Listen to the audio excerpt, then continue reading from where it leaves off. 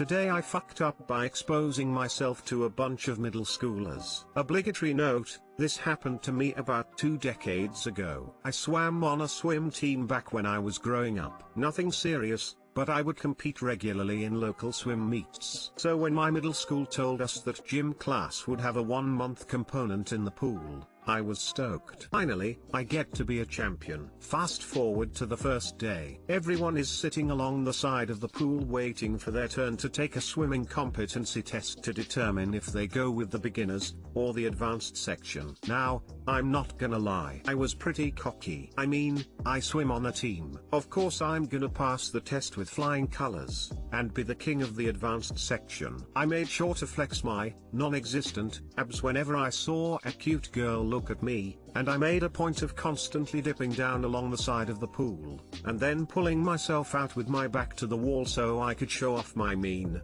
triceps. I was about to be the hottest thing since sliced bread. This was my time to shine. Little did I know, I was destined to be more like soggy wheat. Row 199, you're up. I hear the gym class teacher holler. Yes, I think. Here we go.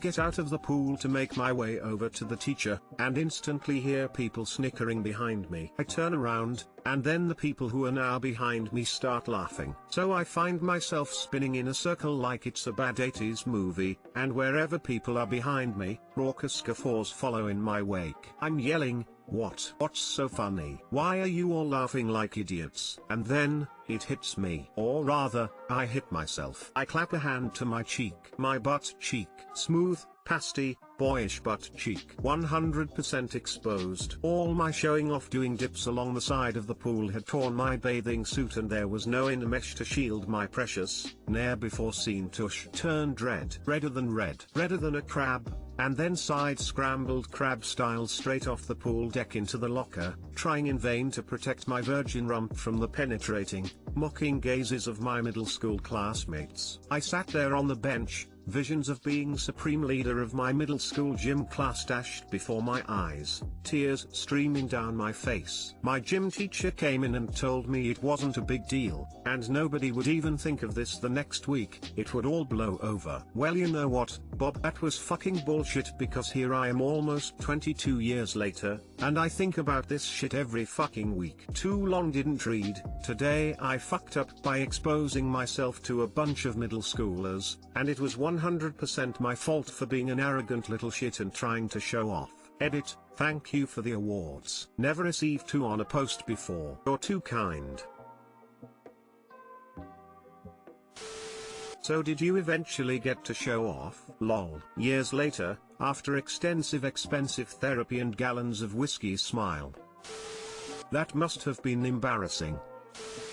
Today I fucked up by taking a hot shower. And by today, I of course mean roughly 5 years ago. Okay, context. Around the winter of 2015 I'd served a year in the military. Military service is mandatory where I live. It was a very unpleasant experience for a variety of reasons, but that's not very relevant to the story. And in like fashion to most military locations, privates kept their personal belongings and slept in the soldiers' barracks every night. Now, our barracks were nothing to write home about. Think of a long corridor-like dingy room, with 2 rows of bunk beds the length of the entire room. The bunk beds were made of some flimsy metal. They were rickety, and they made unsettling noises when the top bed was occupied. In each bed you had a wallet-thin mattress. The mattress was caked in dust, somehow, and you really didn't want to put your face directly on it. Oh, and most beds had no pillows. There was an unspoken pillow tag game that took place every night, you see. Basically,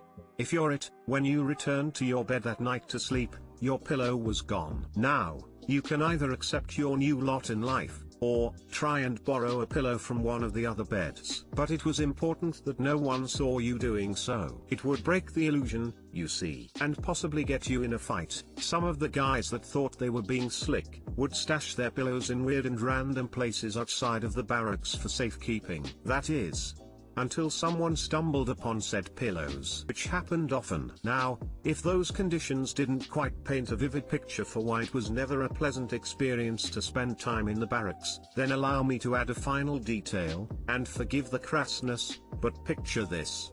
You have a small dingy barracks in a military location somewhere in the middle of the desert. We have no running water in the latrines, and they smell like death anyway. It's extremely hot. The barracks room has no windows and is very poorly aired. And you have 10 to 40 guys at any one time, stacked like sardines in a tin can. And it just so happens that boiled eggs are frequently on the breakfast menu. Every night, when the lights went out, and the doors were closed, two things vowed to interrupt the serenity and solemnness of the night: the noises, and the ensuing smells thereafter. It didn't matter if you cocooned your head in your blanket, which incidentally, smelled horrible. Sooner or later, your sense of smell would be assaulted. And God help you if your bunkmate was one of the designated musicians of the night. Well, that was our lot for the length of our service. And it was mine also. That is, until one day when I made friends with a few guys in my unit. Now those guys didn't exactly serve with us in the same capacity, because they were specifically assigned to work in the personal office of our unit's commander. And boy, did that position come with perks. For one thing, they never set foot in the barracks. They had their own personal sleeping quarter/room that was directly adjacent to the commander's personal office/building. That way, they were always at shouting distance of the commander. He had a specific military rank, but we just called him commander more than anything else. Point is, they had a much better living arrangement while in the military, which, sadly, they were both envied and hated for by other privates. Regardless, it just so happens that I'd made friends with these guys entirely by chance, early in my service. Their room had 2 bunk beds, and there was 4 of them. But the way they managed it, was that one of the 4 was always on leave while the other 3 were present. And that one would rotate every few weeks, which meant, they had an empty bed most of the time. And, at some point one of my friends there offered me to use that empty bed, after he incidentally spent a couple of hours in our barracks that one time. Obviously, that was such a generous offer, and I accepted. But that came with certain conditions. You see, technically speaking, only privates that were in the commander's office were allowed to use that room. Technically speaking. But really, and in the fashion that most things operated in our unit back then, as long as no one that matters officially knew what you were doing, you could go ahead and do it. That is to say, officially, the commander did not know that I was invited to sleep in that room. Although, between you and me, I have always suspected that on some level he knew that I did. He saw me hanging around way too many times for it to be written off as a coincidence. And he gave a lot of side-eye looks when he saw me lingering, but then he never called me out on it. Well, remember the latrines I mentioned before? They were far more horrible than I described, so I'll spare you the grisly details. But suffice to say, you hated to use them for your daily needs. But even less so for showers. You had to fill the bucket with water from the rusty water tank to do so. And the tank would be empty too often. And then the water was not exactly clean, but you made do. On top of which, there was yet another unspoken game of hide the bucket. Either that, or people would steal it. Lol. The bucket was basically an empty plastic paint container. So even then, you couldn't guarantee you could take a quick shower when you needed one. But, do you know which latrines didn't suck? It was indeed the commander's own personal bathroom. His office had a bathroom attached. On that looked like an honest-to-God bathroom. You know, mirror, running water, a shower head, a proper toilet, the holy grail, and a water heater. Oh yes, a water heater. That was divine status when you spent a month or longer in the conditions we were in. Of course, that bathroom was the personal bathroom of the commander. No one but him was officially allowed to use it. Officially, I keep going back to that word. That is because all 4 of the privates in his office used it too. But I take you back to the golden rule from before. As long as no one officially knew, you were fine. So they regularly used his bathroom whenever he left for the day. And again, on some level, I believe the commander knew they used his bathroom. But as long as he never had to see them inside, or see any evidence that the bathroom was used by someone other than himself, he didn't comment on the matter. Well, out of respect for my friends, and the fact that I didn't want to put them at risk of being penalized, I never used that bathroom. I had no right to be in their room in the first place, and if I got caught in the commander's bathroom, my head would roll first, and then theirs would follow. They did intimate a few times that I could use it, provided that I was careful, but I never did. That is, until that one time. I had a particularly horrible day. It was winter. We had an extremely arduous physical task for the length of that entire day, and I had barely gotten any sleep the past few days due to various reasons. And I basically looked as good as I felt, that is to say, shit. I looked like shit. And I think one of my friends there noticed that day. I looked done, or dead, or both. Anyway, he took pity on me. It was around 8 p.m. and it just so happens that the commander had left to go home that night. He would leave after 6 to 8 p.m. most days. Normally, when he left to go home, he only returned next day around 6 a.m. So, there was no real risk of him popping up out of nowhere. So my friend here saw me looking horrible, and he suggested I take a hot shower in the commander's bathroom, for the first time in maybe 4 to 6 months. Again, I refused, because I didn't want to put them at risk. But he insisted and I eventually accepted. He only told me to return the bathroom exactly to how it looked like before I entered, after I was done. And sure, I could do that. So here I go. I get a change of clothes, towel, slippers and I get in. And for the next 10 minutes or so, I feel almost human again. How delightful and satisfying hot water can feel like in the winter, when you've been feeling sweaty and dusty all week long. It was marvelous. That is, until I hear a curious but unmistakable sound. See, the bathroom is both adjacent to the commander's work office, sleeping quarters and the front entrance of the building. And it was only separated from the front entrance by a wooden partitioned door. And the sound that I heard was a particular creak that I associated with the front building entrance, which was usually kept shut after the commander left for the night. My friends had a back entrance for their own room. Well, once in a while one of the guys might open it for one reason or other, but my intuition told me differently. So, I turned the water off, and stood still for a second, and I heard the distinct lumbering noise of the commander. Well shit. God had a sense of humor after all. I didn't have a lot of time to act here. He was maybe 10 seconds away from opening the wooden door to access his quarters. So, and with ninja-like reflexes I immediately pounced out of the shower, turned off the lights, grabbed my towel and wrapped it around my waist for the bare minimum level of human decency. And I glued my ear to the door, as I proceeded to silently pray harder than I have in recent memory.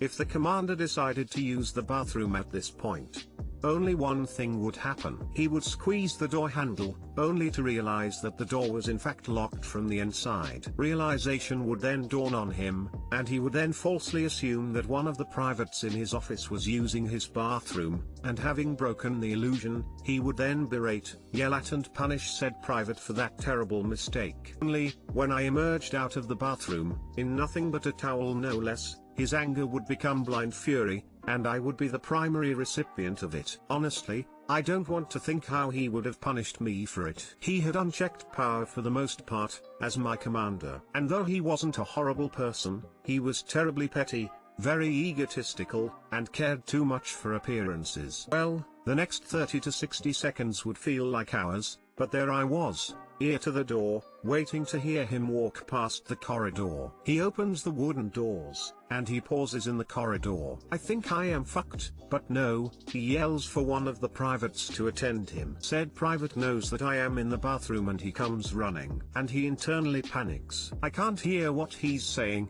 but I can hear him stutter and fumble his words. At this point, I am afraid my heartbeat is going to give me away, and I can't even put my clothes on because I am pretty sure I am going to make some sort of noise if I try, and the commander is too close to take that risk. A minute passes in muffled mumbling, and mercifully, the commander adjourns to his sleeping quarter. And the moment I hear his door close, I hear a light knock on mine, and I immediately unlock my own door and every so quietly sneak out with a towel on, clothes in my hands, and terror in my heart. My friend looks like death, and I feel like it. We exchange a brief but mutual FML look. He then goes inside to dry up the water residue and undo the marks of my presence, while I go to our room and try to contain my anxiety for the rest of that night. All four of us went to bed without exchanging a word that night. Needless to say, I never used that bathroom again, and I still get flashbacks from that night. And that was the time I almost had a heart attack for daring to take a hot shower. Too long didn't read.